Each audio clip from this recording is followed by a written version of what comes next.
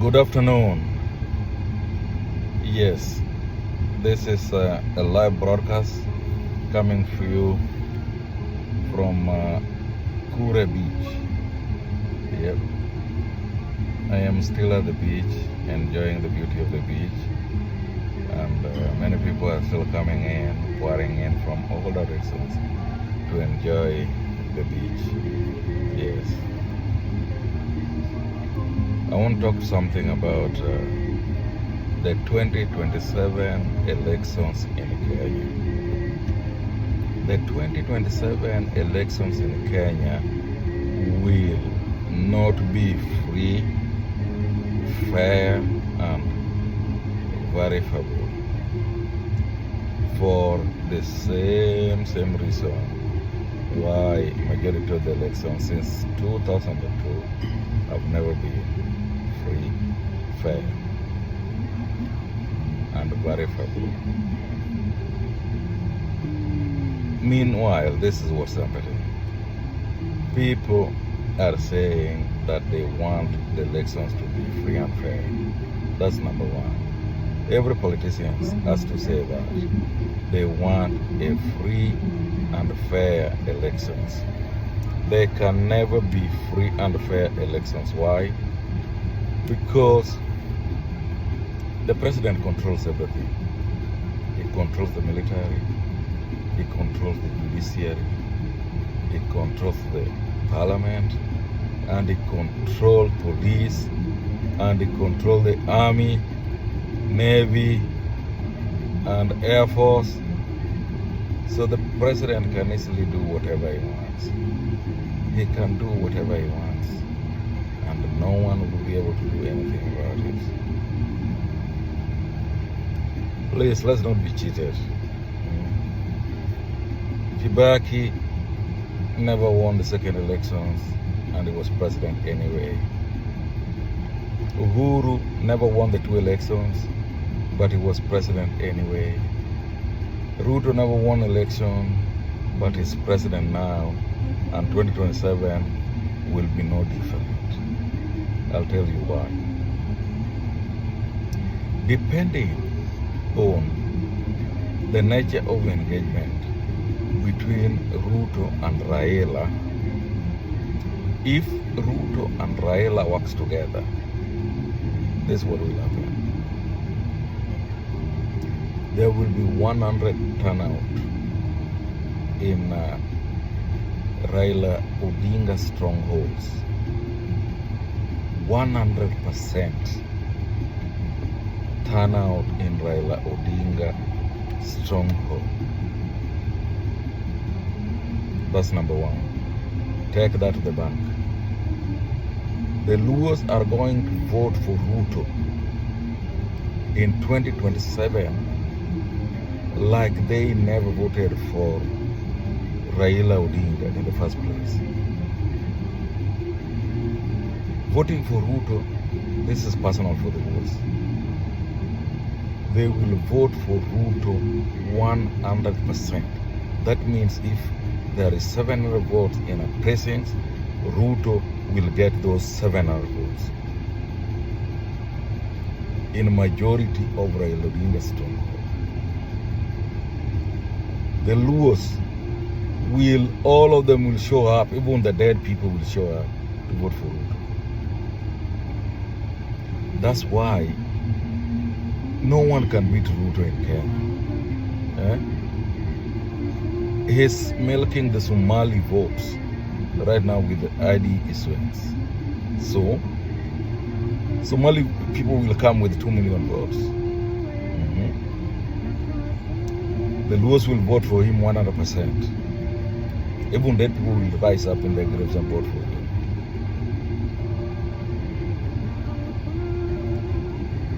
And then the Kalenjins, some of them are now demonstrating in the street, but when it comes to voting, they will come home 100%.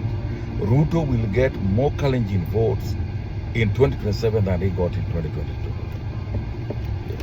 So tell me, who is going to defeat Ruto? No one at the present, in the present opposition. Not Gachagua, not Kalonzo, and not Matiang'i. No one can beat Ruto in 2027 elections. No one. But there's only one person who can beat Ruto in 2027, and that is Raila Odinga.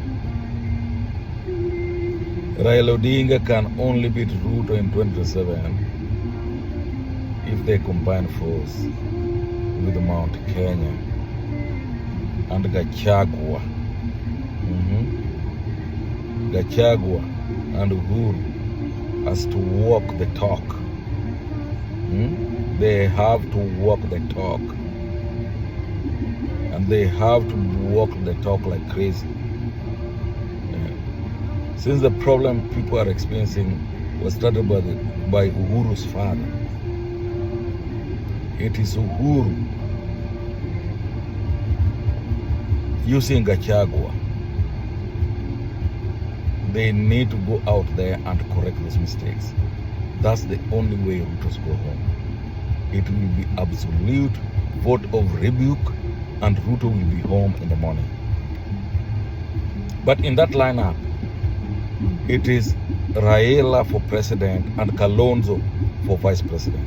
Kalonzo cannot be left out, because if you leave him out, Ruto will snatch him, and then it will be a problem. Or it may be Kalonzo running on his own. It will be like 2002. It will be like 2007 if you let Kalonzo run on his own or go back to Ruto, because those things can happen. So Kalonzo has to be on board and accept the vice presidency with the Raila presidency. That's the only way. That's the only way Ruto goes home. In any other scenario, Ruto will be president in 2027.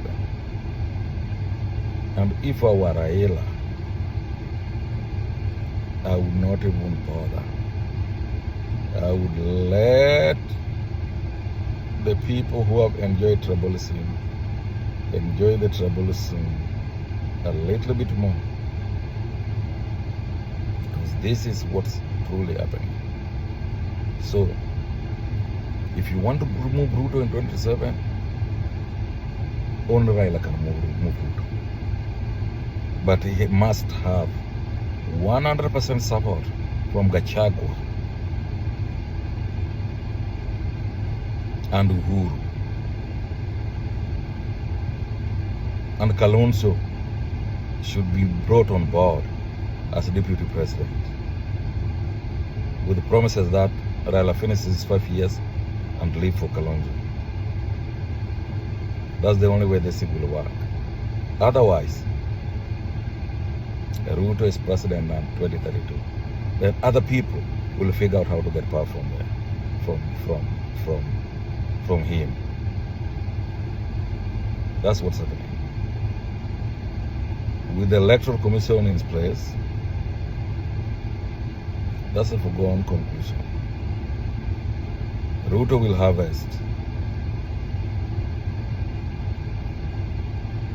2 million or 4 million from Somalis, wherever he can get them.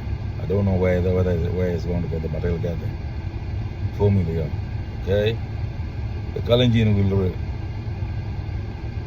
come with 3 to 4 million. The Luos will come with 3 million. Maasai's, Coast, I will bring the other 2 million. Okay? And now tell me, Kisii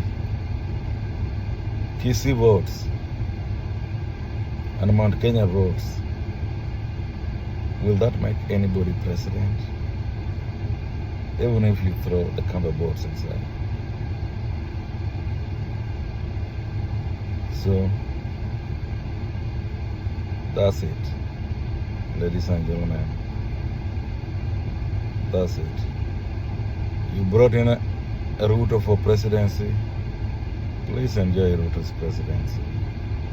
Stop, there's a lot of noise. Ruto is going nowhere. Ruto will be there for the long haul. But if you have to remove him, that's the only way you can remove him. That's the only way you can remove him. You have to find a way of separating Ruto and Raila. That's the only way. Ruto is doing things to Nyanza which no one has ever done to them. He gave them strong ministries. He's doing things like no president has ever done. From what I read in the newspaper, I don't know what these things are, but they say that he's spending 6.5 billion. That is extremely a lot of money. And he's going to Raila's stronghold, Coast, Maasai's, Luos, yep, and then he will expand it to other places. So Ruto knows what he's doing. Yeah, he knows what he's doing. He has given Kalenjins the best positions ever in a government. So if they fail to deliver for their people, that's not Ruto's problem. He has given them everything in the government.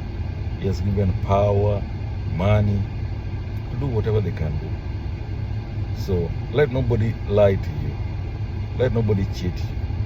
Because what's happening? When time comes, they will show up for Ruto. Ruto has marshaled enough money. Enough money for the 2027 campaign. Don't be cheated. And don't think that if we were saying one term, it would be one term. One term is turned into 20 terms if people are not careful. Because Ruto is a student of Moi. Moi talked about 100 years.